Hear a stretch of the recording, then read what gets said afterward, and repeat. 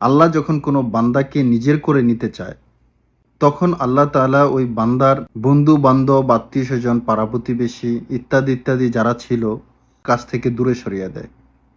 এর কারণ হচ্ছে আল্লাহ ওই বান্দাকে কাছে টেনে নিতে চায়।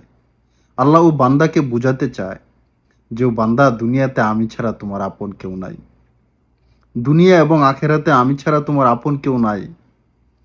তুমি আমাকে আপন ভাবো, তুমি আমাকে ভালোবাসো, তুমি আমার দিকে দৌড় লাগাও।